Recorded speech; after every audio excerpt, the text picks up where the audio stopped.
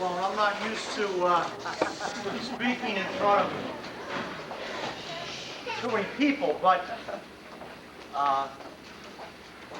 I'd like to do a couple of things before I start presenting the award, and that's number one, congratulate the cheerleaders who I saw this year, who I talked to some of the other veterans of the association, and we felt that this year was the top cheerleading year that we've had in the Ridgewood Junior Football program, probably ever. So like in 25 years, probably the greatest.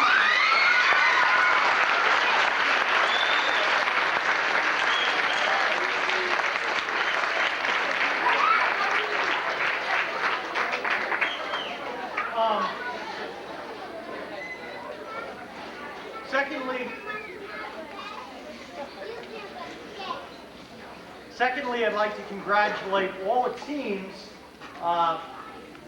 Coach Johnson worked hard over the winter last year to put this new Delaware wing tee offense in. And I know it took a lot of patience from the coaches, a lot of patience from the kids to stay with this very intricate, tough offense. But it almost looked like a little pitcher that came out for practice his first day, and I guess he'd kind of throw the first day like this, you know, and you try to teach him how to be a pitcher, and the coaches would stand around like this, and the kid wasn't getting anything on the ball, but he stayed with it, and I think by the end of the year, which I saw yesterday at Wayne for the A squad kids, I didn't see the B squad end of the year game, but I tell you, that pitcher was throwing curveballs right on the corners. And I only make that analogy because you guys hung with this, and yesterday you looked fantastic. So that's a credit to all the players and coaches on just a great year. Coach Johnson and myself scout this group diligently, looking for future superstars, and we have a list of names that you wouldn't believe. We need you guys. We know who you are. And you're to stay with this program and work hard, because we want you in the next about 6 or 7 years. All right? We know every one of your names. Don't get away from us. Okay. I'm here tonight to present the Jack Stroker Memorial Award. And Jack Stroker was my father.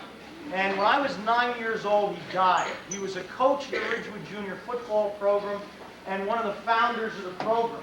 But seeing that I was only 9, I really don't have that great of a recollection of what he was like. So in trying to research what my dad was like, I try to look at a lot of pictures and try to get a feel for what kind of a person he was like. And my favorite picture is a picture of my father and my brother. He's here tonight. My brother was on the Rockets. And my brother was an 8th grader on the Rockets, and my favorite picture of my father is one with his arm around my brother. And he's coaching on the sideline of a game that happened to be against Pompton Lakes. And his arm's around him, and he's explaining something that went wrong. And I know it was something that went wrong. It wasn't great job. It was an explanation to my brother. But the part I loved about it, and the part that seems to be, I think, a motivator in my mind is what I want to do in my life, is that I'll always remember that arm around him and the way he was explaining to my brother how to handle this situation. And I think that picture, to me, exemplifies what he felt this program was supposed to be. And as a founder, they thought that putting your arm around somebody, you know, going outside and helping a kid, and using football as a vehicle to teach about life is what this program is. And whether you teach, you know, the cross-body block, whether you teach the down block, I mean, it really doesn't make that much difference. You know, what's important is what I think that picture stood for. And that's putting your arm around a kid and helping him. And that's exciting to me. It happened that 4 years later, I went into the Ridgewood Junior Football program in 1963 after he died, and coaches put their arm around me. I didn't have a father, but these guys put their arm around me, and they reached out and became really my surrogate father. You know, now it's 1985, that's like 22 years later, and I'll tell you, the same kind of guys are still putting their arms around players. And a lot of those players don't have dads to do that. And that's the most exciting, emotional thing to me, is what these guys do. I think, you know, hats off to the coaches who go out of their way. You know, I mean, you don't have to do this. I get paid $1,500 to put my arm around varsity kids. I mean, that's one way of looking at it. I say the guy gets paid for it. These guys get nothing to do this. I think that's exciting. The ultimate put your arm around a player coach is here tonight. He's the guy that I think has been, you know, a great role model as a coach. The ultimate guy to do that is here. And I would like to think that my father in the late 50s, 60s was the Phil Ross of the 50s and 60s. You know, Phil Ross coached here for I don't know how many years, a million. And he was that kind of a guy. And he doesn't coach here anymore, okay? But you know what? Every Saturday morning before our varsity games, 3 kids go to his house for breakfast before the games. And, you know, that's no big deal. 3 kids go to his house, plus his family, and he feeds them breakfast. No big deal. There's an interesting thing about it, though. One kid, 4 years ago, his father was shot and killed in a robbery. Another kid, 2 months ago, or about a month and a half ago, his father died. The other kid lives in a divorced family, doesn't have a dad. And this guy, every Saturday morning, carries through what this thing's all about. You know, and wins, losses, and all that stuff's great. But I think this is what this program's for, and I think it's being carried on. So every coach that did that, you know, you get an A on a report card.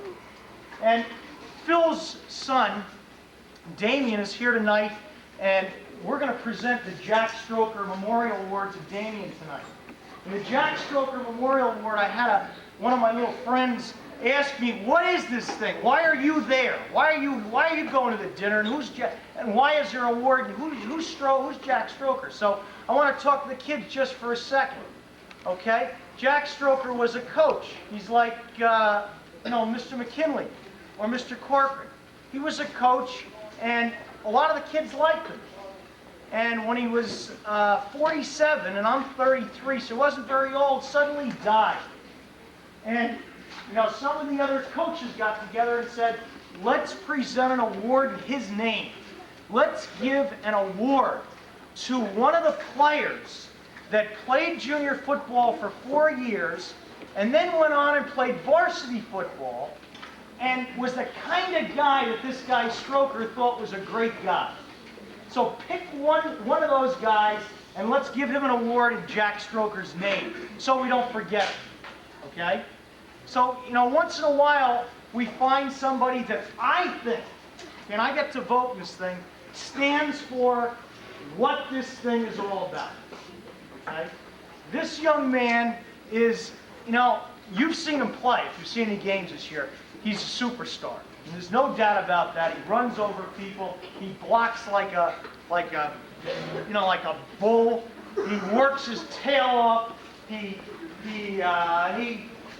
goes up against his friends and says, "No, I'm not going to do it. I don't want to. The peer pressure doesn't affect me. I don't need that." This guy is like, you know, Mr. All-American. You know, he's perfect. He really is. But you know what? That's not why I love him. You know?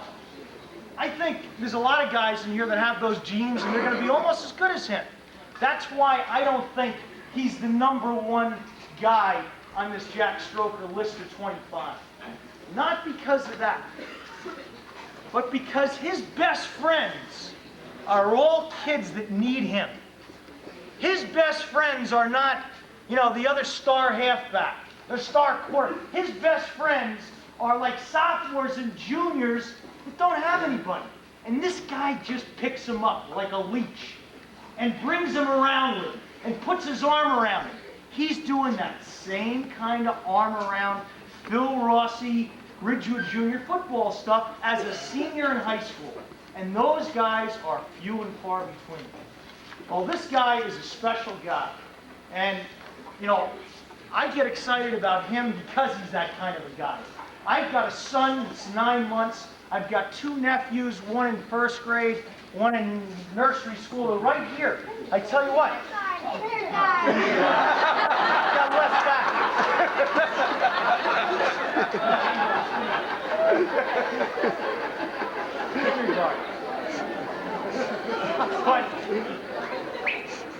But you know what? I tell you, if these guys can turn out to be like this guy, we're going to walk around with smiles in our house at the Stroker house, because he's a superstar. So this year's, 1985 Jack Stroker Memorial Award winner is Damian Wilson.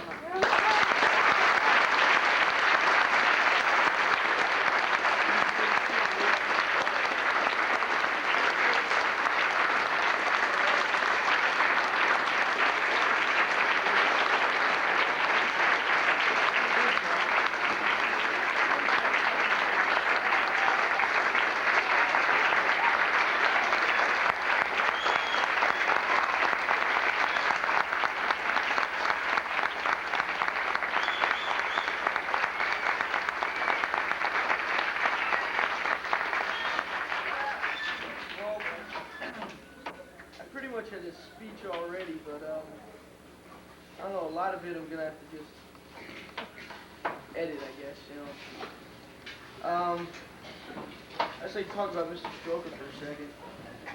And, I came up to the junior high school, and,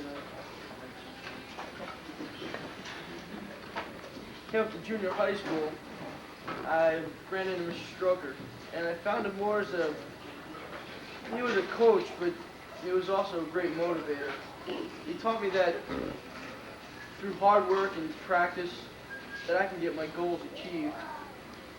And he's as dedicated as man as you'll ever meet. He got up at 6:45 in the morning with us, got us lifting when we were in 9th grade, started us on a lifting program. And he was always there with his Warped Rocky One album. And he got us going, and he always said something like good to say in the morning. He taught us not only to play football, but to play with emotion and intensity. That was a whole new dimension to football that I never knew before. To me, he's a kind of guy that's straightforward, and he's honest. He doesn't, you know where he's coming from, and you respect him for that. He doesn't. Because right now, it's just,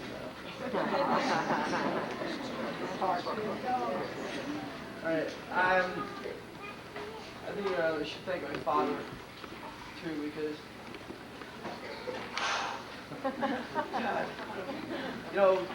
being a coach's son in junior football I thought it was hard for me at first, because one minute you're calling him dad, one minute around the field and calling him coach. But, I guess it was harder for him also, because he had to be 200% sure whenever he put me out on the field.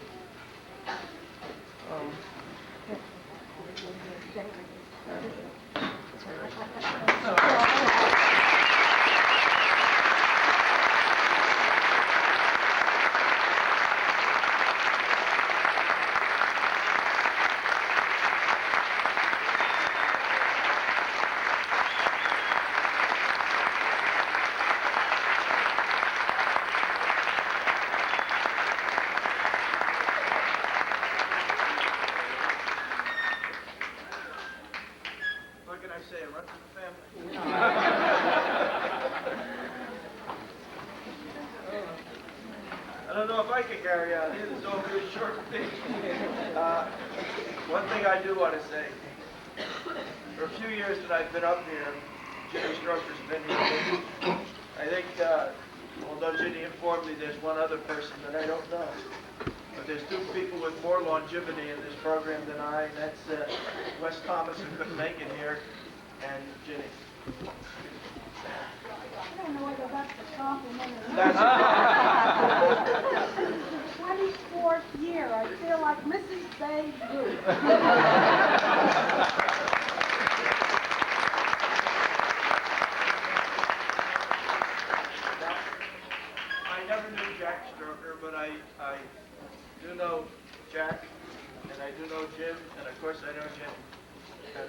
people in Ridgewood's first football family. The association certainly owes a lot to Jenny. I've seen her give a lot of awards and, of course, receive the kiss from the recipient. Well, this year we're going to turn the tables on her because I was jealous. So now we're going to give her an award, and she has to give me a kiss.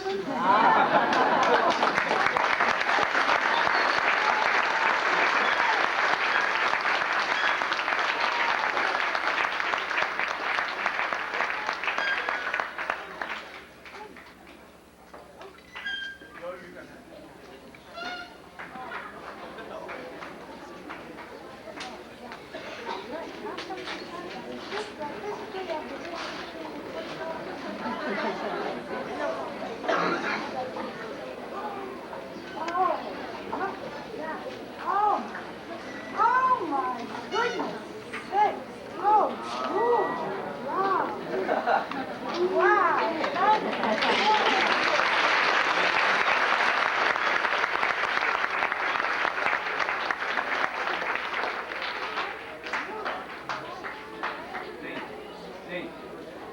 Mr. Ross says we have Mr. March to thank for no microphone here tonight, and I guess I'm going to have to use my voice, which can be very loud at times, and right now is a little bit hurting from the weekend.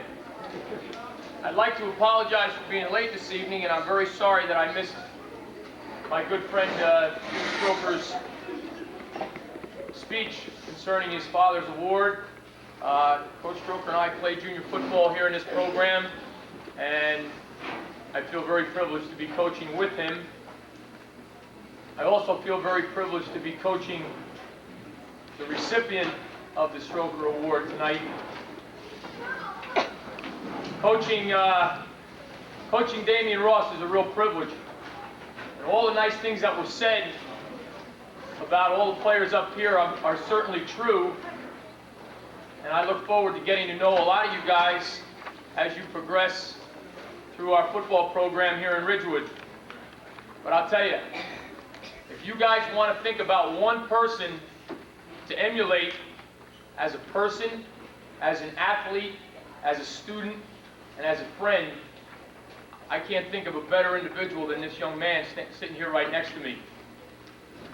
He is a real great athlete. There's none better around Bergen County, whether it be in football or wrestling, but he's also a great young man.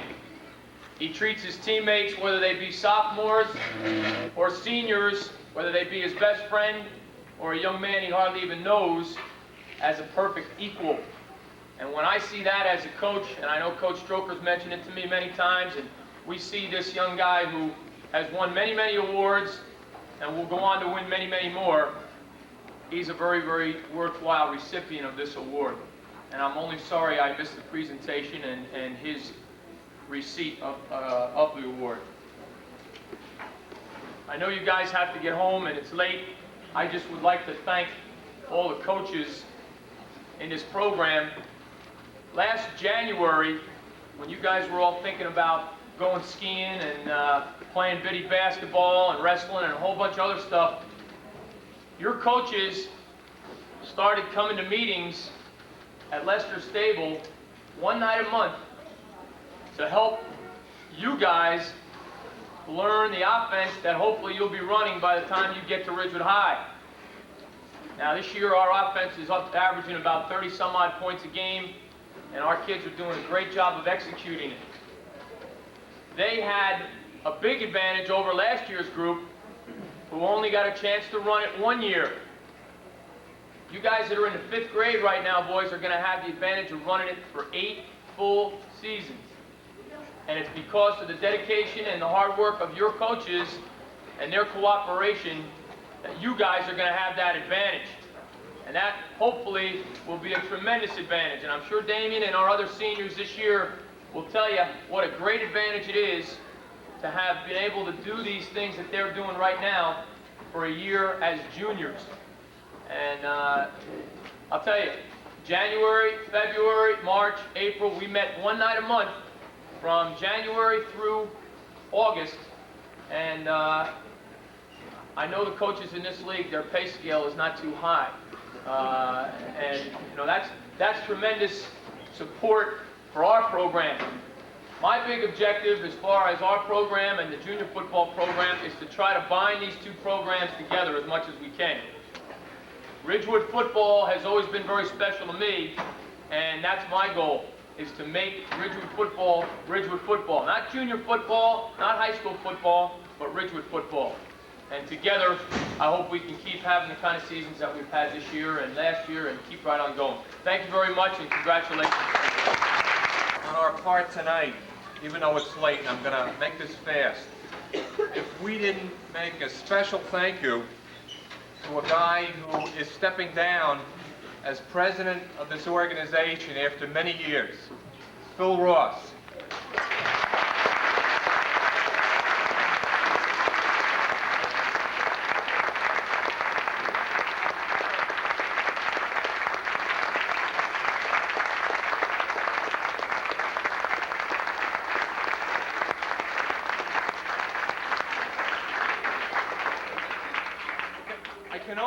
I can only equate to Phil and the excellence that he seeks. I can equate it to Ridgewood High this year. In all due respect to Damian, Coach Johnson, Coach Stroker, the seeds of that team started with Phil as a coach and as president of the organization. It just doesn't happen, folks. It's got to start somewhere. And we're going to miss Phil as president, but I know we'll have him as an advisor and as a director. And as you heard, he'll be a coach again someday. Phil?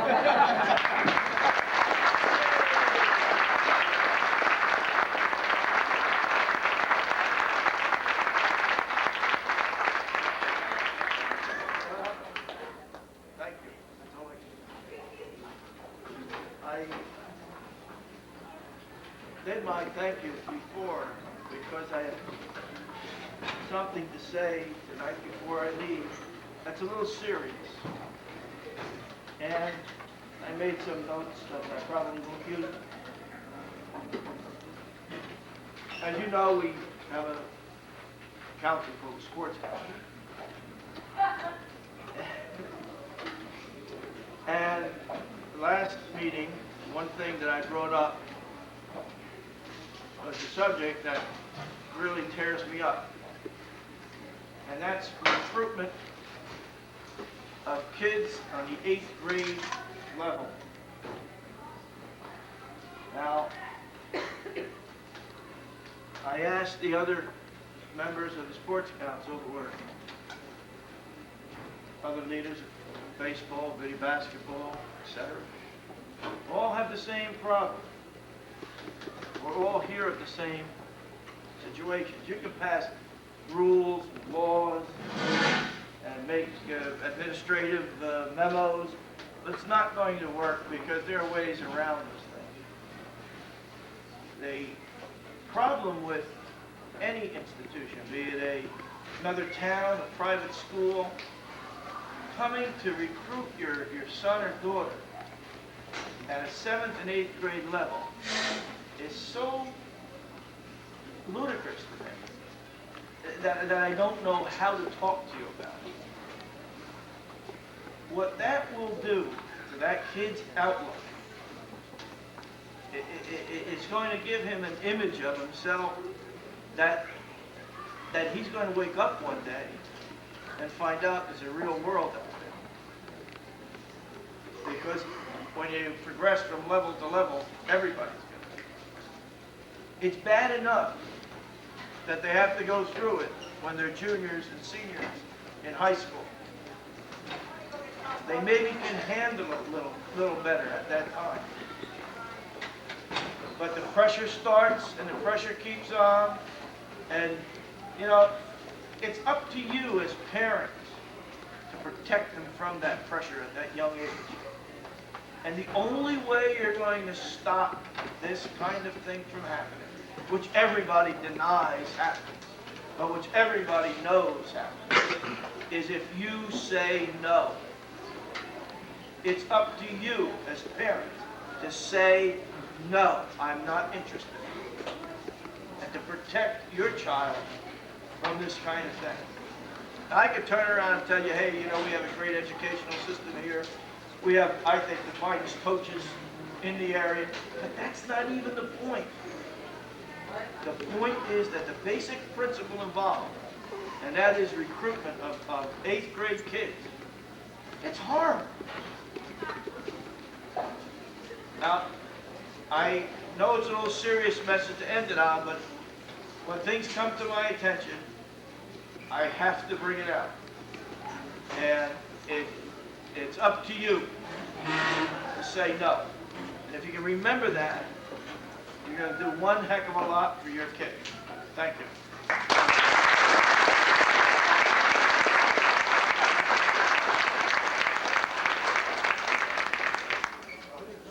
We have one more. Jen Compton, Jen McNeil, Mary Beth Borgoff, Monica Bascio, my daughter Sydney Griffith, Martha Folger, Aretha Blake, Aaron Armstrong, Deanie Barth, Tanya Baker, Lee Mackel, Glen Hyman, varsity cheerleaders.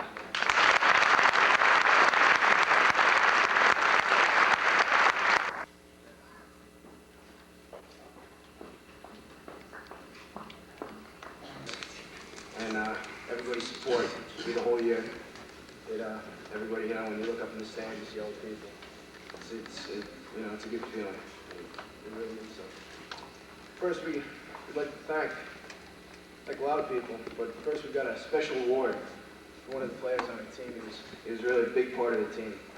I don't think this year would have been the same without him. And it goes to Chris Wojciechowicz.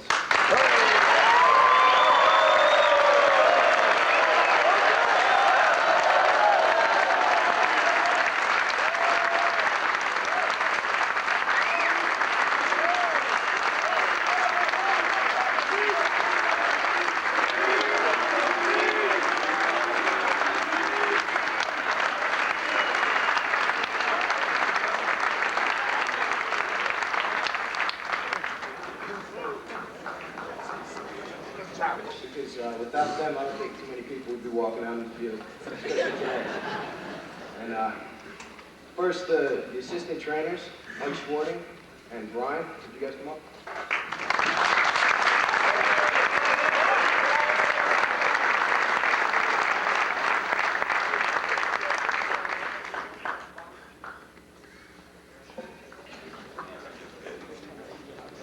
Next, Cindy Williams.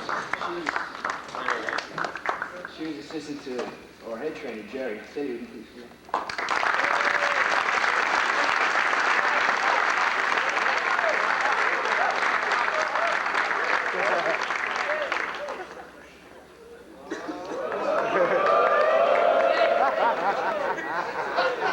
What about Dave?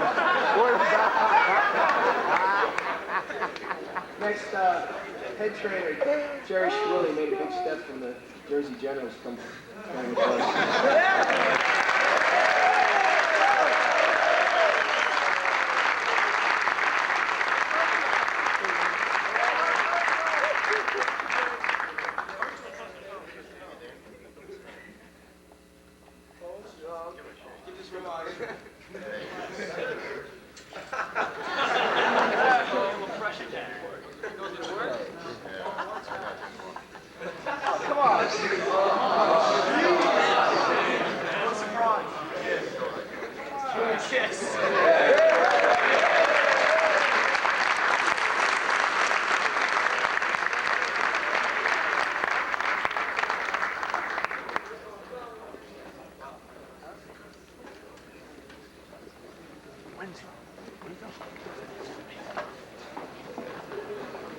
Deutsch came up from Texas, and he was a really big help. Come on up.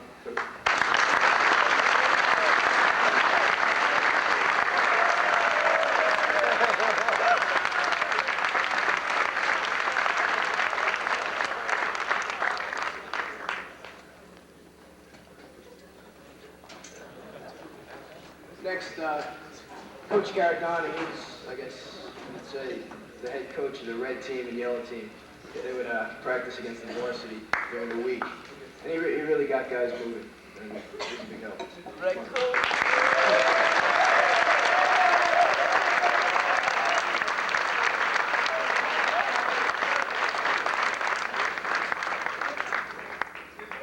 Next, Coach Rodriguez, he was our defensive line coach. He came from Newark this year. And I guess guys really liked him. He's a nice guy.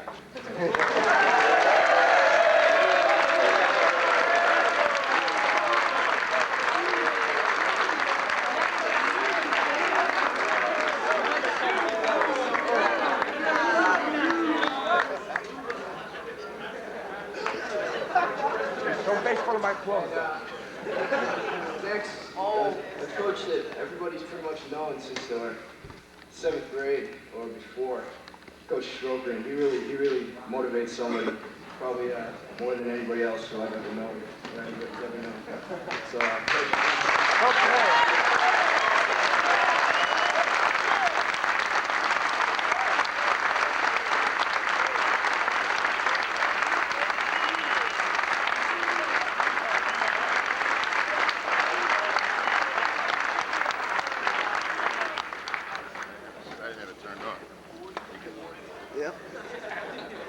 Starting with coaches, we'd like to thank the cheerleaders for all their support and show them we really appreciate what they did. So, all the cheerleaders, come on up, please.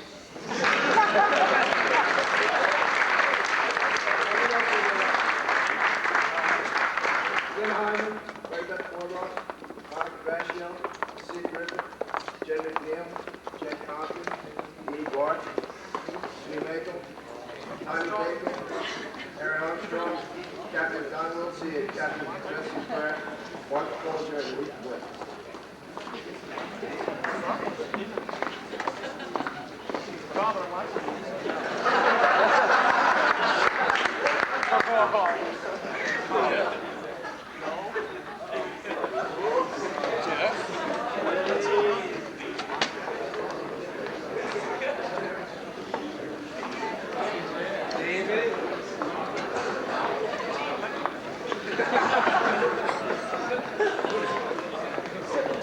I've had 3 looks of strong envy from this young man.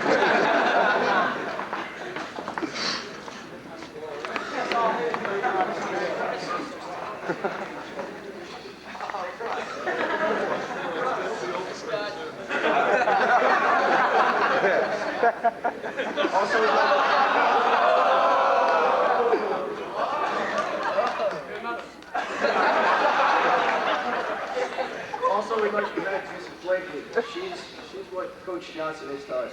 Miss Blakely.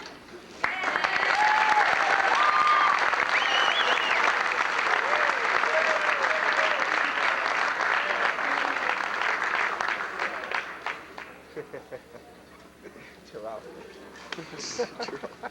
This is his last year, and we want to make it good for him. So I hope we did. This is my son.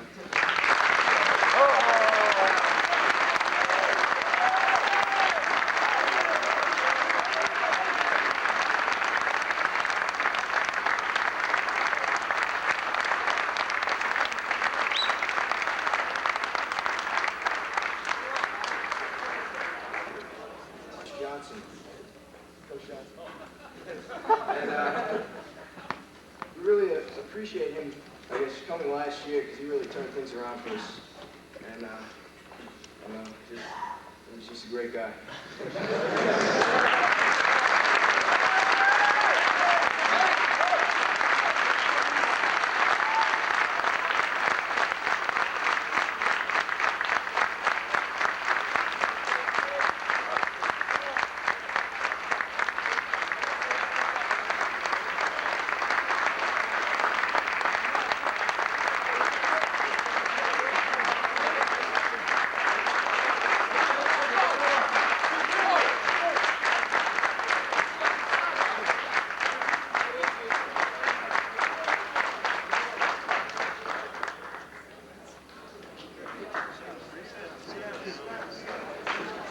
Sit down, so I want to see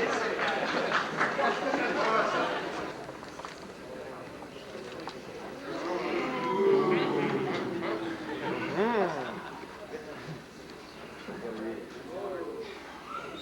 Boys, this is unbelievable. This is a little poem. These guys are sick of hearing it. But you're going to hear it one more time. It's a little poem that Friday nights before the games, I try to find a poem that's somewhat inspirational, has something to do with the situation that we're facing. And Damian conned me into thinking he was doing an English project, so I gave him a copy of the poem. And the poem's called Thinking of Winning. And it says, if you think you're beaten, you are. If you think you dare not, you don't. If you'd like to win, but you think you can't, it's almost a cinch that you won't. If you think you'll lose, you're lost. For out in the world of football we find that success begins with a team's will. It's all in a state of mind. If you think you're outclassed, you are. You've got to think high to rise. You've got to be sure of yourself before you can ever capture the prize. Football's battles don't always go to the stronger or faster man. But sooner or later, the man that wins is the one who thinks he can.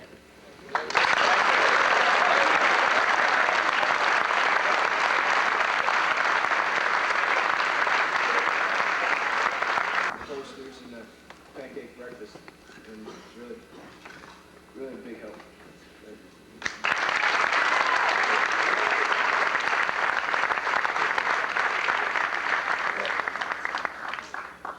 Thank you, Mike. Damian. Healthy. Steve Stoller, are you here? Dr. Stoller? Would you stand up?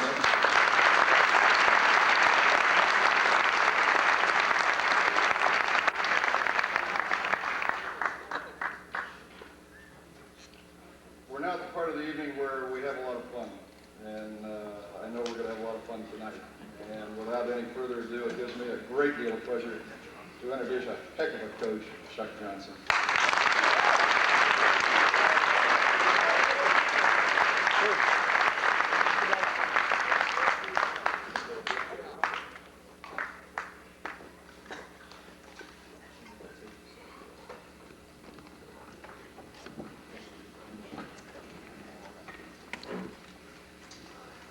Good evening, and again, gentlemen, thank you very much. That's the kind of gift that I just will cherish all my life, and I really mean that. That poem means a lot to me, and that poem to me says what you guys have been all year. There's an awful lot of people that go into this football program. One of the nicest things about being the head football coach at Ridgewood High School is the support group that surrounds the program. It's a support group that many coaches in many towns would look at very enviously. There are a lot of people here that need to be thanked, that need to be acknowledged. I'll try to keep it to a minimum, but there's just a number of people that have just done such a great job. I feel that I've got to acknowledge their work and the things that they've done. The first group is our administration. We had a little problem in the fall this year. I pride myself on my planning, but I didn't plan on having 150 bodies out on the football field this year. And we had a heck of a lot of people on the team, and we ran out of helmets. And luckily for me, I have an administration of Mr. Vanderbush, Mr. Marsh, Mr. Hansinger, who are supportive of our program and hate the word cut or dismissed from a team the same as I do. So we got the things that we need, and there are things like that that go on time and time and time again. And our whole administration has just been very supportive of our whole football program, and I'd really like to thank them right now for that. The next group is the scholarship committee themselves. Without those gentlemen, obviously, we wouldn't even be sitting here right now.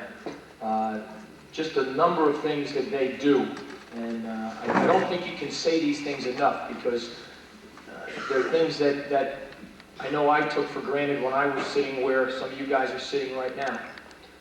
Last year, the scholarship committee gave out over $10,000 in scholarships to our senior class.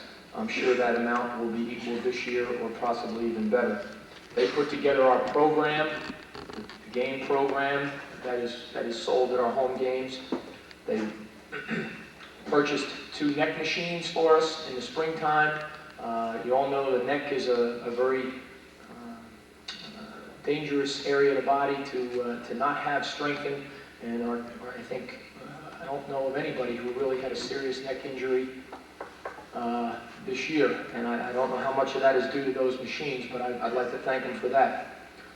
The breakfast that we had last Thursday morning, which was on Thanksgiving morning, which was very well attended, and I enjoyed tremendously, and I know the players did as well. The posters that you see up here and those that are on their way. I still have my poster sitting from 1969 down in the basement of my mom's house. I mean, that's a special thing, and I'm sure will be very special to these guys. I'm sure there are a lot of other things that I'm forgetting, but these gentlemen are just unbelievable, and I'd like everybody, if you wouldn't mind, to give these gentlemen one round of applause.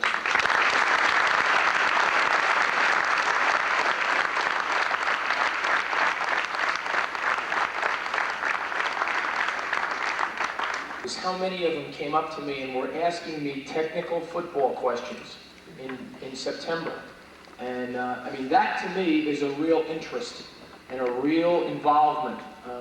They were asking me about different situations and when this cheer would be appropriate and when, and that's unbelievable. You don't find that other places, okay?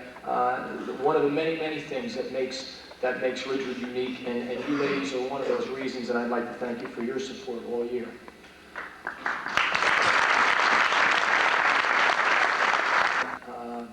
At Ridgewood High School, second week of September, and a number of you parents were there, and that was a really fun night for me. I got a chance to meet a lot of you personally and talk a little about our program.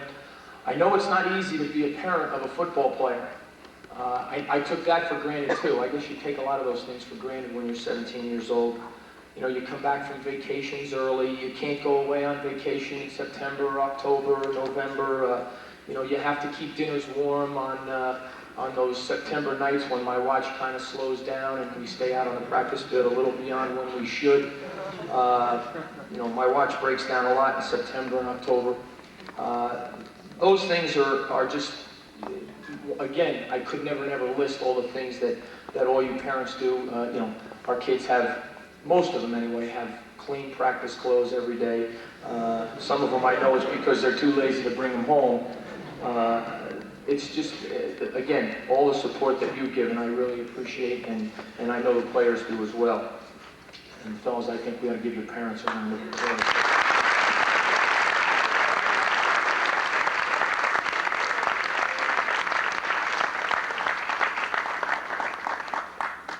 Next two individuals are our two trainers. For 10 years, I was my own trainer. We never seemed to get too many kids hurt because I always taped very tightly, and that kept the taping to a minimum. This year, we were very lucky. Tony Pichetta, who was nice enough to give me a call tonight, and this morning rather, and wish me good luck and wish our players good luck, is on sabbatical. And we were very, very lucky to acquire the services of Mr. Jerry Schwilly, who, as Mike already told you, moved up from the Jersey Generals into the big time and got a chance to work with the Ridgewood High School football team. He also brought with him a young lady who is doing some of her practice work in the training area, Cindy Williams. And I'd like to acknowledge those two people right now. You may have seen carrying around a suitcase and a plastic bag and a tripod to our home games and our away games is our film man, Mr. Dick Skews. Dick took our films for us all year, does a tremendous job, and I'd like to thank him for what he's done for our program. Who I'd like to cite is a gentleman. We had a little meeting last night with the seniors, the juniors and sophomores, what we call our senior speeches, and this gentleman was mentioned along with many, many people as a big reason for this group's success.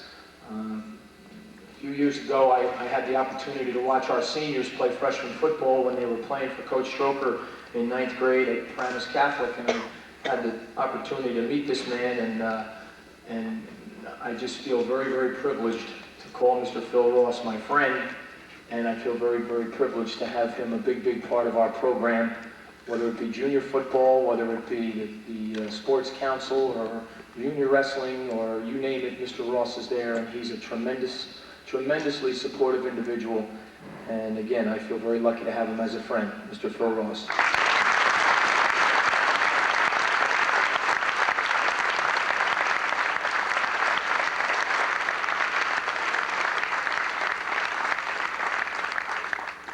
And, some of them, not that those are lesser sports, because they're certainly not, and I loved coaching both sports. But football, you need assistant coaches. You need people to work with, and people who are going to coach specific areas. We lost 4 fine coaches from our group of coaches last year. All those gentlemen moving on to other career moves and so forth. We were very, very lucky to replace those 4 with 4 other fine gentlemen who joined our other 3 people on the staff. First, on the freshman level, a gentleman who coached for 3 years at Paramus Catholic. He and Coach Stroker and I actually played on the same Rockets Junior Football League team many, many years ago, Coach Appleton.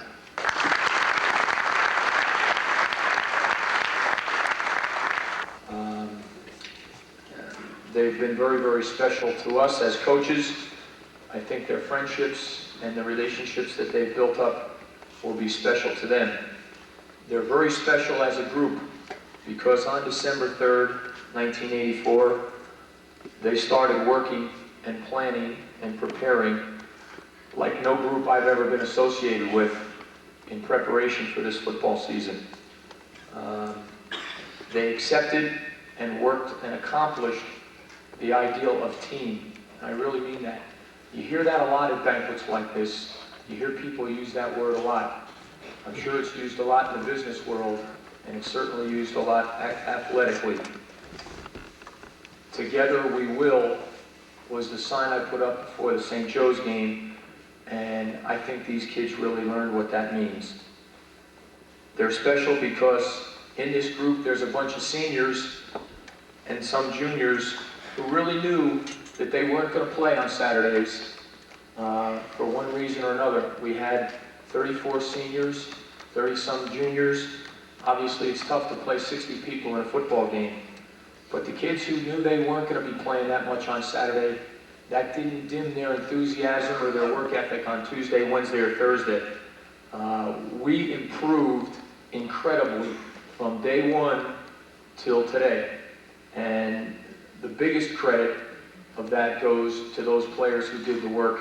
But the next biggest credit and the next degree is the kids who worked across from them, because they did not get the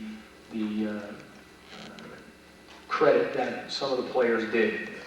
This is a special group of offensive linemen, and these kids are very, very close to me because I coached the offensive linemen who gave away pounds just about every week on the line of scrimmage and still managed to rack up an offense that averaged over 300 yards in total offense against the best opposition in the Bergen County or Passaic County or Essex County.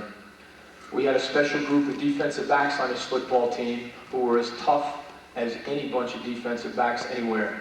As good at tacklers, and early in the year, while our defensive front kids were coming along and working hard, and Coach Rodriguez was making them better, practicing them hard, our defensive backs really carried us defensively.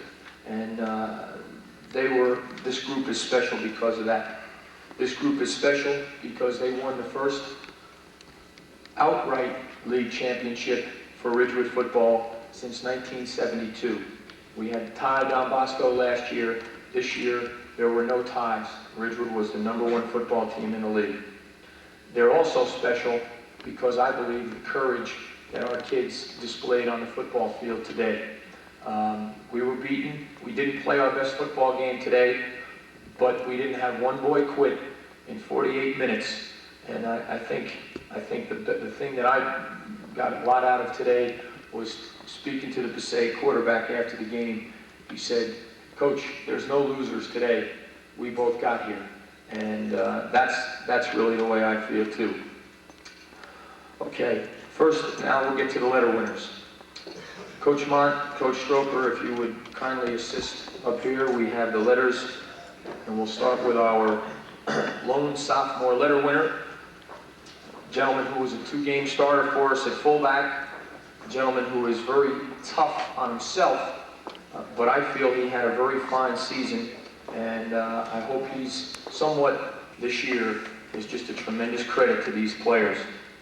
Our first senior, a boy who played wide receiver for us, a lot of the red team, boy who was in and out of the program briefly last year.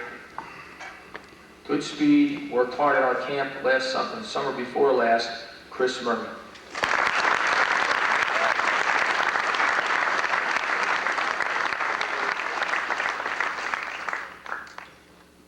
Next we have a boy who was one of our backup offensive tackles. And, you know, we have players who succeed in a lot of different areas. We have players who excel in other areas other than football. This boy happens to excel in scouting. I was a little disappointed that when we had our playoff game, when we were invited to the playoffs, we had to have a Friday night meeting before our playoff game, which prevented me from attending this boy's ceremony as he was inducted into the Eagle Scouts. And that's Albert Paul was inducted on that Friday evening. So, you know, Albert, he may not have been a starter on the football team, but he's a succeeder and he's an accomplisher. Albert Paul.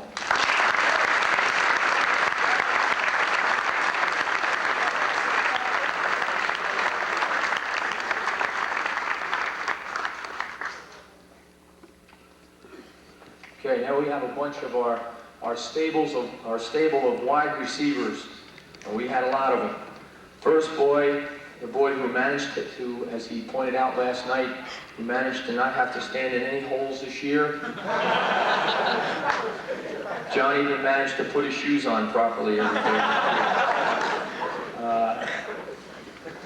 Boy who was a big part of our red team, played a lot of wingback, played a wide receiver, and was a contributor every day on our football team, John Levine.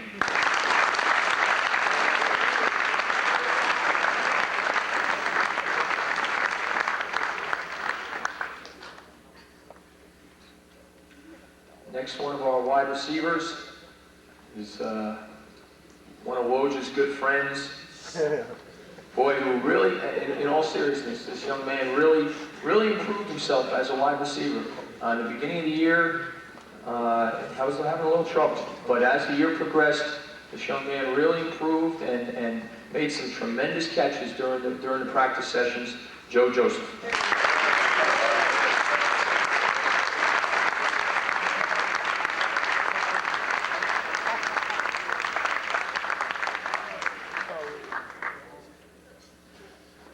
If you saw the Ridgewood News about 2 weeks ago, you saw a picture of our kickoff coverage kids, our kamikazes, and we had a number of kids who took tremendous pride in being on that kamikaze team.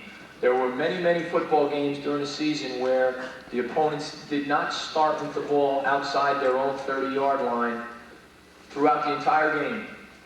And as we learned today, field position is a very important part of a football game. The next 4 boys that I mentioned were primary members of that team. The first is a boy who gave us 100% every day, boy who has a lot of talent, came out for football this year for the first time, came to camp with us in the summertime, and really improved. I only wish he was going to be back with us for another year or so, because he definitely is a varsity caliber football player, Sean O'Keefe.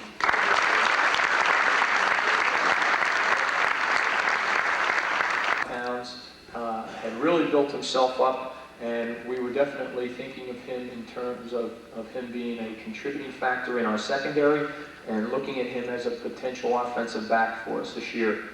When he did come back from his injury, he had missed a lot of learning, and offensively and defensively he was way behind the other kids. But he did a tremendous job on his special teams, Shane James.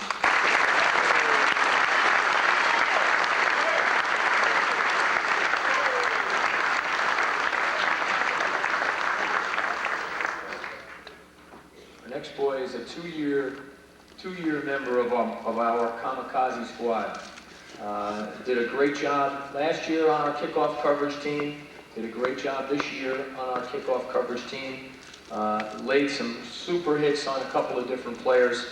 A real leader of our kickoff squad, Jimmy Mast.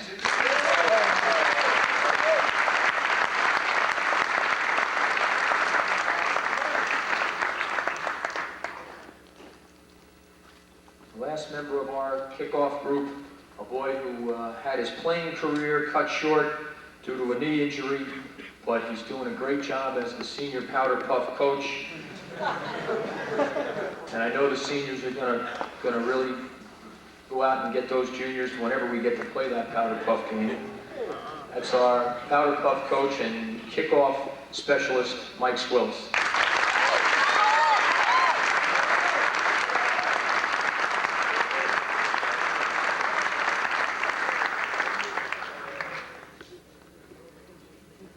Our next boy and I had an interesting conversation last summer. We were talking about different colleges and going to schools and stuff, and this boy said to me, "Coach, man, I'd like your opinion. What do you think about, where do you think I should go to school, MIT or Harvard?" He said, "Brian, if you can get into either one of those, go." Okay? This boy, obviously, is a very intelligent young man, does a tremendous job in the classroom, and is also a great team player, Brian Casey.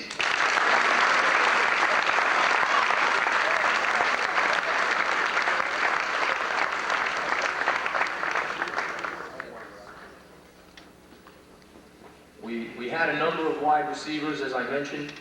This boy had the misfortune of getting hurt very, very early in the scrimmages.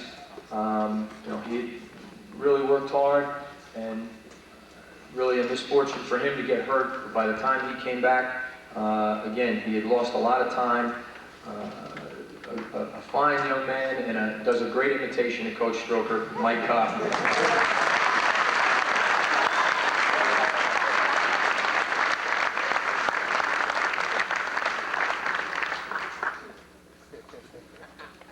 Our next wideout, a boy who made the switch from wideout to red team tailback. Our resident author, although we don't have the sequel this year yet to Yellow Gold or whatever it was, the book that Russell published last year. He was Russ is a fine football player. Again, he got caught in our numbers situation at wide receiver, but he worked hard every day, maintained a good attitude for our football team. Russell Klein.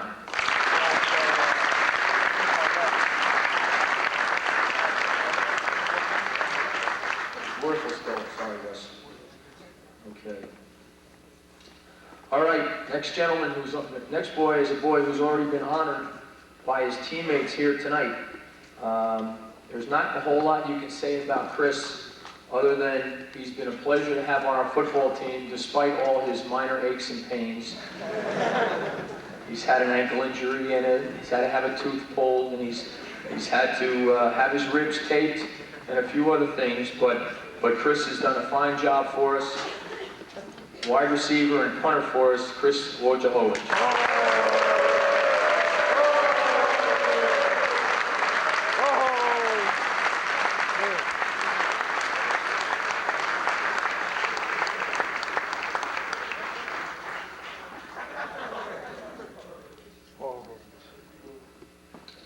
Okay, we had, I mentioned before, a group of seniors who really hung in there for us and played some of their best football on Tuesday, Wednesday, and Thursday. Well, the center of that red team, our second string center, was a boy who was a senior this year, and he just worked real hard, and he drew strength from his other friends that were on that team as well. This boy played behind Dave Geralman all year, and it's no shame to play behind a quality football player like David. And this young man was always ready to help, always ready to play, Danny Schneider.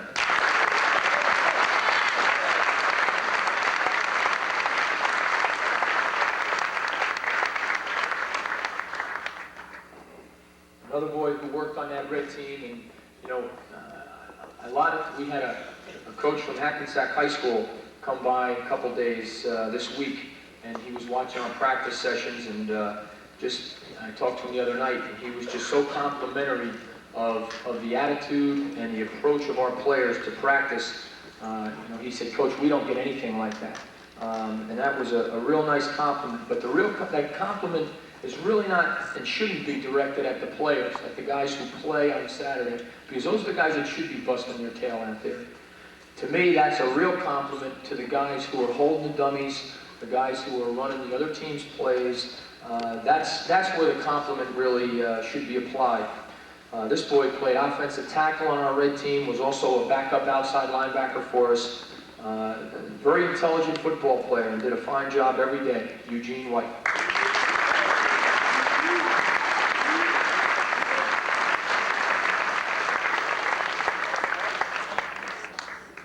When you talk about the importance of special teams, and this young man was on just about every one of our special teams, and a very bright person, and probably the best word to describe Steve is that he's a classy young man. He's also a heck of a good football player. Steve Manning.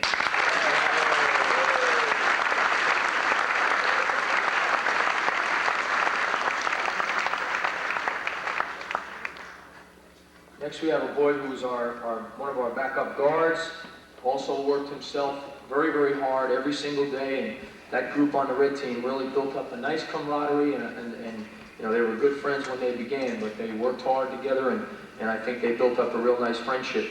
This young man is a self-made football player. By his own admission, he wasn't very good last year whatsoever. There were times when I had to point him in the right direction on the practice field last fall, but he kept working, and he got into a lot of different situations this year as a backup offensive guard, very hard-working and very dedicated, and I've said it many times, our most improved football player, Mike Delamico.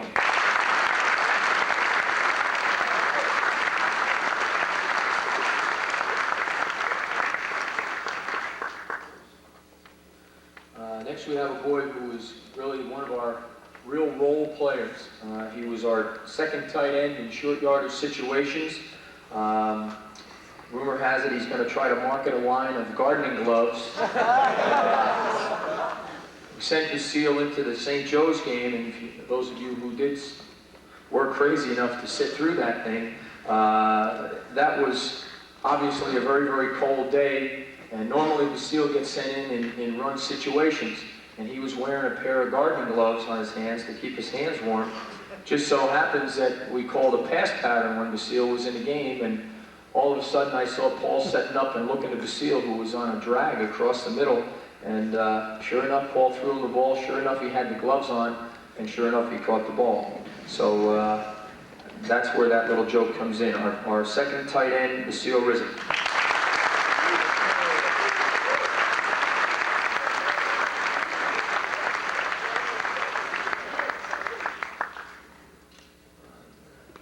Next we have a boy who really hasn't had a chance to showcase his abilities. I think the coaches, I know the coaches, and I'm sure the players feel that this boy is potentially one of our finest football players. And not even potentially, he is one of our finest football players, but potentially he could be a great, great football player. He played the whole year hurt. He had a thing known as compartment syndrome in his legs, where there were days when he'd come off the field literally crying in pain. He needs an operation to rectify the situation, but he wanted to play football in his senior year badly enough. I kidded a little bit before about John's 3 season-ending injuries, but they were for most kids, not for John. As good a hitter in the defensive backfield as you'll want to see, and a good, tough football player, John Christensen.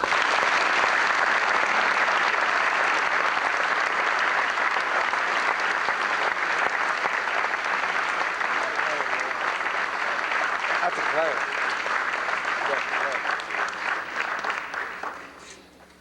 Injuries are part of football. Got hurt very, very early. Missed all of September, much of October. But a number of times I remember Jerry Schwilly, our trainer, commenting on this young man's work ethic and how hard he was working and how he's going to get back. This boy was and is, again, a fine technician of running pass routes, made a tremendous catch against Paramus last Saturday, has fine hands, and again, a good technician as a wide receiver, Howard Rowan.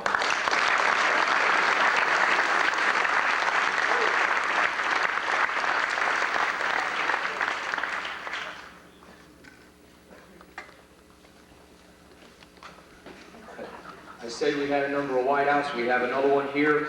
A boy who is a fine athlete, has distinguished himself athletically at a very high level on the baseball field. Averaged 27 yards per reception. Caught only 6 passes, but 5 were for touchdowns. Was a fine deep threat for us all year, Jimmy McGuire.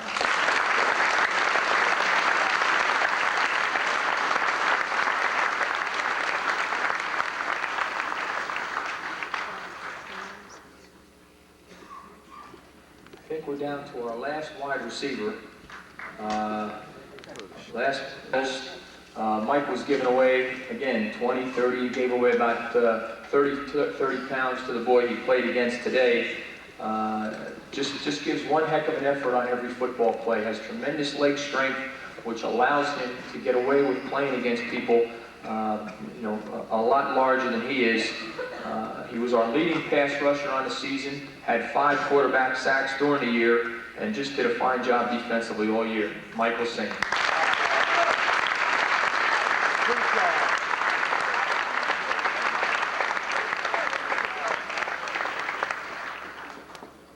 Starting quarterback at Midland Park as a junior, and starting defensive back. And we had some outstanding defensive backs on our football team that we knew were very, very good. And we also had 2 other fine quarterbacks in addition to this young man who battled it out for our quarterback position. Paul won that quarterback job, and Andy Riley decided that he was going to be the best doggone defensive end that he could be. Even though it was a position he had never played before, and there are a lot of things at that position that take time to learn how to do. And this young man never got himself down, never let down, never moaned, and all the things that Mr. Vanderbush talked about being a winner. Those are the qualities that this young man exhibited. Well, this guy's a winner, okay? And I really believe in those qualities, and I know he's going to be a winner. I know he's going to be a success, Andy Riley.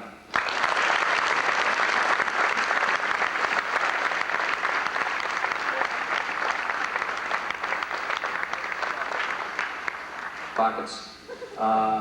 Did a tremendous job as one of our offensive guards, and a very persistent, intelligent football player, Tim Livinati. He just did about everything he could possibly do. He's a real technician of football. He's a line coach's dream. I mean, he knows he makes a mistake, which he doesn't do very often. I don't even have to correct him. I mean, I can see him nodding his head. I can see him shaking his head in disgust. Well, I wasn't able to get this young man first or second team All-League mention, but I did get him an honorable mention All-League as an offensive lineman, Steve Clett.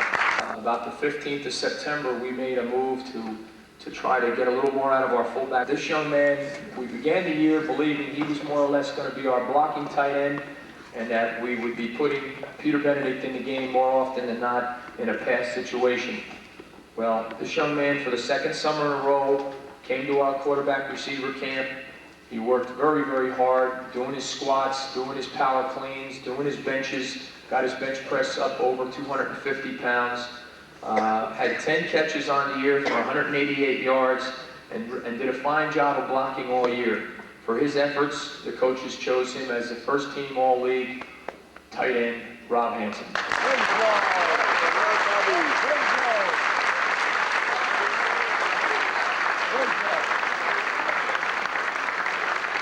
He was. Jeff did a tremendous job as defensive tackle this year. Probably the best football game he had was against the best football team we played all year, and one of the best football teams in northern New Jersey, and that's Montclair High School. Jeff worked at being a defensive player. He was not a very good defensive lineman last year, but he came back this year, and with the hard work of Coach Rodriguez and the other defensive linemen, he improved tremendously. And today, He was playing out there hurt. His shoulder was sore, but he didn't take himself out of the football game. He was a courageous young man, along with a lot of our injured players out there. For his efforts this year, Jeff was a unanimous first-team All-League defensive tackle and a first-team All-County defensive lineman.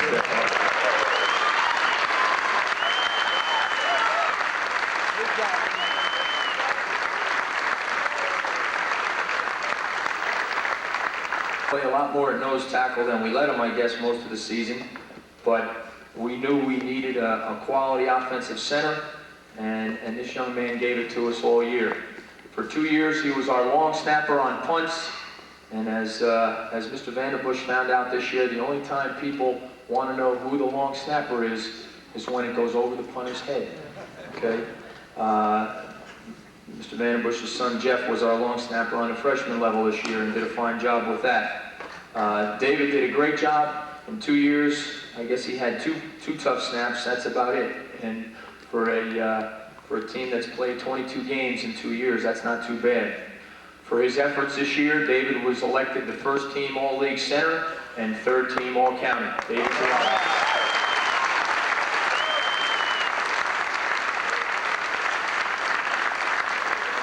His assignments were crisp. He did a tremendous job of just being a leader through his work on the offensive line day after day. And he went up against some of the best players around. Chris Port from Don Bosco. We moved the ball against Don Bosco as well as any football team, better than any football team did all year. Jimmy had a great year. He's a super one-on-one blocker, tremendous downfield blocker due to the fact that he's probably the fastest kid on our football team. He was a unanimous first-team All-League offensive tackle and a second-team All-County offensive tackle. A real team leader. This young man was out there working hard, whether it was a captain's practice or in the weight room or no matter where it was. Mike was out there and just setting a tremendous standard by how hard he worked. Michael was a unanimous first-team All-League guard and a first-team All-County offensive guard.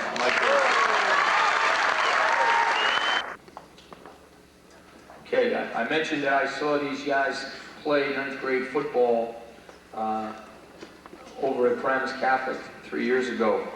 And I didn't know who that little short Italian fellow was running in the backfield 3 years ago, but I know that if I could have stolen him that day, I would have put him in my lineup that afternoon. I guarantee you, as a 9th grader, Damian would have been a starter at Pagoda High School. This year, Damian was our co-captain. Damian, everybody sees him run and marvels at what a great job he does there. But you should see him block. On the touchdown that Scotty had this afternoon, Damian came off the field after the play. He goes, "Coach, I flattened him." And I didn't see it, but I can't wait to see it in the film, and I guarantee you he did. Damian's records this year, many of you know he was the second 1,000-yard rusher in the history of Ridgewood High School this year. He finished with a career yardage total of approximately, and I haven't had a chance to watch the film and really break down this yardage yet. He finished with approximately 1,895 yards, averaging better on his career, better than 6 yards per carry on a career. Approximately 1,044 yards on the year. He also caught 13 passes for approximately 300 yards. He also scored 15 touchdowns. He's, as far as my checking of the records goes back to 1966, he's the all-time leading rusher at Ridgewood High School. He was a two-year, last year and this year, unanimous All-League selection at halfback. And this year, he is first-team All-County and first-team Paterson News All-Area, which is even more difficult than All-County selection. Damian Ross.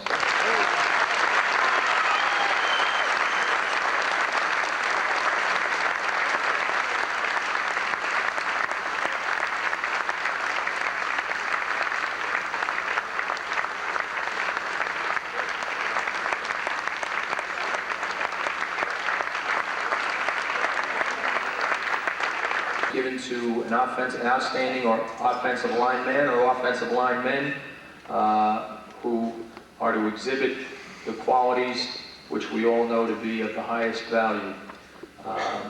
We're trying to build a tradition of offensive linemen here at Ridgewood High School.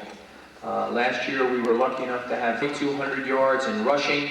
We had over 1,500 yards in passing, and this is due to the great talent of our backs, the great talent of our receivers, and the great job our offensive people did up front. Was, again, very, very tough selection process here, and since I work with these guys, I'll take all the blame and I'll take all the credit. This year, I've given the Rob Award to our first team All-County guard, Mike Gaeta, and second team All-County tackle, Jim Parisi. I forgot to mention, and you always got to write these things down, the Paterson News picks an all-area team.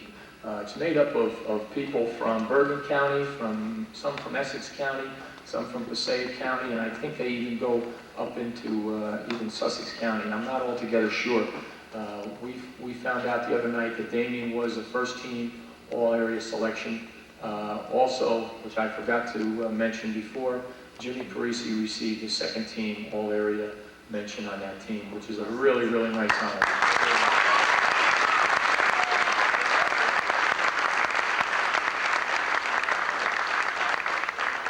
Okay, the last award I have is the award I call the Coach's Award. I don't have the plaque here with me tonight because of the hecticness of the season ending when it did and so forth. I'm having a plaque made with a helmet on it. It'll be a Ridgewood football helmet with a Ridgewood R on it and the Ridgewood decorations, and that will become the annual Coach's Award plaque from now on. Last year I gave this award to a boy named Lewis Myers, who was very deserving of some kind of recognition due to the leadership. I think he was very much a very valuable football player on his football team. Offensively, he was a runner, he was a blocker, he was a receiver, and he was a passer until he hurt his arm. On the specialty teams, he was an extra point snapper, and could have been a punt snapper if we weren't lucky enough to have a guy like Dave able to do that. Defensively, he was a leader. He was a hitter. He could cover any receiver man-to-man. He could play any zone. Scott Somerville, our coach.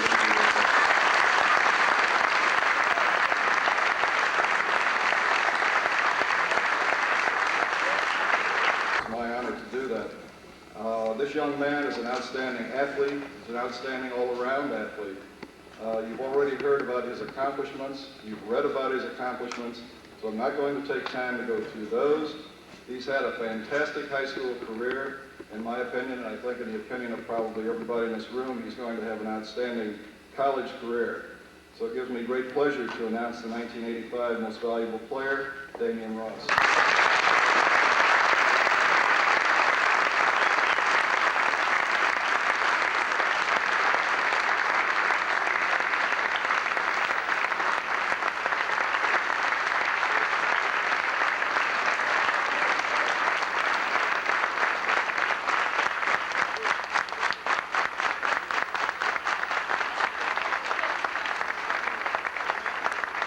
To earn that Auto Sales Scholastic Award, which will be given by Bill Kehoe from High Mountain, New Jersey, formerly North Hilden. I only say that because you aren't from Hilden. They want... Okay. Ross, a familiar name to the readers of the news sports pages, is presently a senior at Ridgewood High School and was a standout in the Maroons football squad this past season. One of the area's top scorers and truly a gentleman athlete, Ross garnered News Athletic of the Week honors, as well as First Team All-League, NNJIL, All-Suburban, All Bergen County, All-Area, as well as Second Team All-State nod. Ross was mentioned in Who's Who in high school football and was a starter for the North team in the high school All-Star game. Although injured during a particular season, Ross has also carved himself a niche at Ridgewood High School as an outstanding wrestler. Last year, he was Small Wall Christmas Tournament champion and Bergen Coaches Association champion. Ross, an academic and academic as well as athletic standout will receive the Arthur and Chevy Scholastic Award today. Thank you. Is Damian Ross here?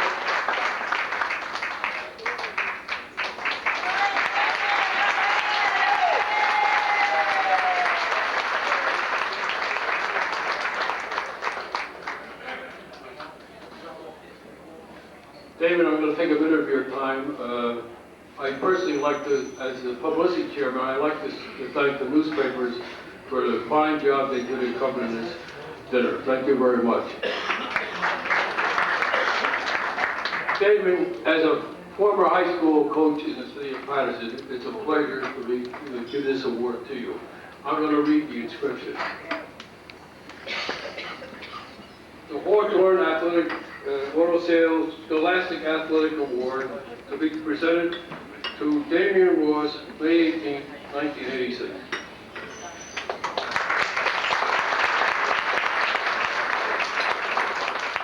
How's everyone doing? I'd first like to thank the Paterson Old Timers Association and Hawthorne Chevrolet for bestowing this honor on me. And secondly, of course, I'd like to thank all my relatives for their support and their love, and all my family and friends, and even my neighbors that let me have the use of their pool to work out in. I'd also like to thank my coaches, Johnson and Stroker. Coach Stroker has the privilege to be here tonight. Without, I'd like to thank my family. Needless to say, I'm not the easiest person to get along with. My mom, my dad, my sister, and of course my brother who pushed me when I needed to be pushed. While I have your attention, I'd just like to say one thing about this award. It's more than an award, it's more like a reminder, because after state final playoff game, I injured my knee and I had to get surgery. So, the coaches, the college coaches stopped calling me and people stopped recruiting me, so I kind of thought that, maybe I wasn't as good as I thought I was, but is presented to the boy and girl who demonstrate outstanding playing ability, leadership, sportsmanship on and off the field, and loyalty. It's my pleasure to present these awards to Damian Ross and Kathy Rienza.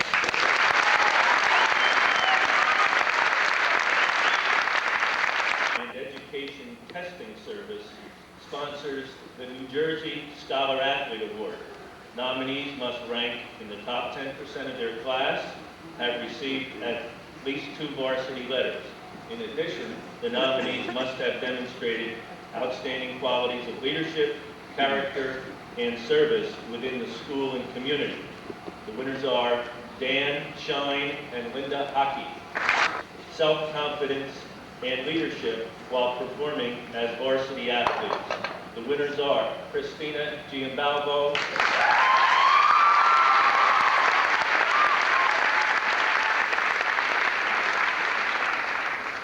and Damian Ross.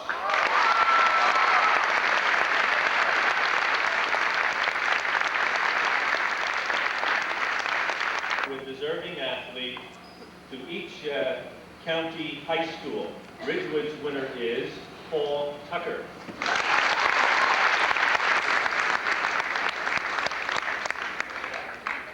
Recipients for the Ridgewood High School Football Scholarship Committee Awards: Michael Gator, Shane James, David Ryan, Russell Klein, Michael Hussain, Steve May, Hazel Leslie, Michael Strong,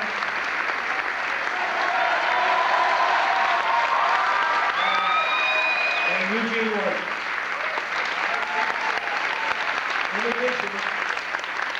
In addition, the Scholarship Committee gives 2 meritorious awards this year for performance on the field. And they go to Scott Somerville and Henry Ross.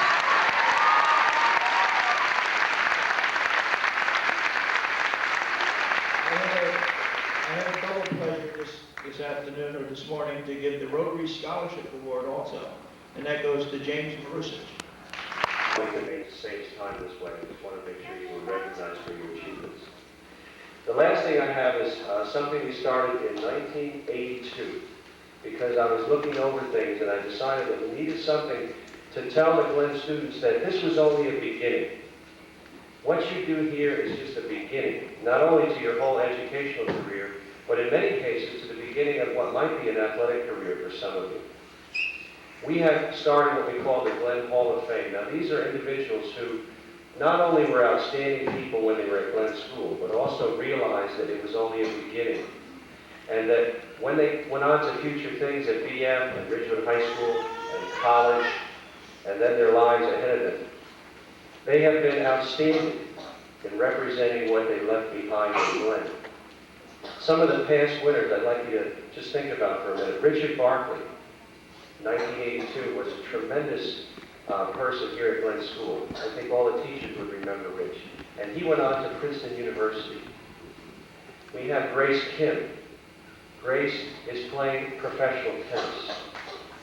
So it shows you what kind of a super athlete she was. Last year we had Paul Castellides, who is now in college and doing some great things there. Well, we want you to realize, boys and girls, that we have some people who left Glen who turned out to be fantastic, and we hope that some of you will live up to them. This year's winner, I have to say some things about him. I remember this person as a first grader. As a first grader, this individual drove me crazy. But over the years, this person started to get his act together. With the help of his family, probably one of the most supportive families in Ridgewood as far as their children go, with the help of a lot of teachers in the schools that they have had since they left Glen, this individual has developed into a super athlete. Let me tell you some of the things about him. First, he was the athlete of the year, the male winner, this year at Ridgewood High School. Athlete of the year. He was United States Marine Corps Distinguished Athlete Award. The Old Timers Association of Greater Paterson awarded him a Scholastic Athlete of the Year award. So that means that he was getting the job done in the classroom too. He was All-State football. He was All-State wrestling. He was MVP of the football team for 3 years. He was MVP of wrestling 3 years.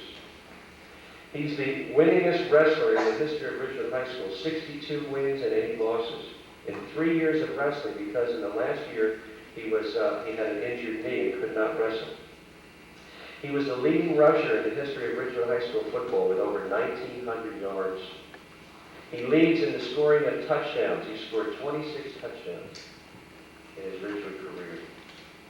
And he was selected to play in the North-South game, football game, representing the North team, and that will be on television on Channel 9 this Saturday at 1 o'clock. So he's done a tremendous amount of things, but you know what I remember most about this individual? He was a great person. He was a friend. And he's somebody who I'm going to see on the street someday, and I'm going to walk up to and say, Damian, I remember you. Not only were you a great athlete, but you are my friend, and I hope all of you can say that about me someday. Damian Ross, our home.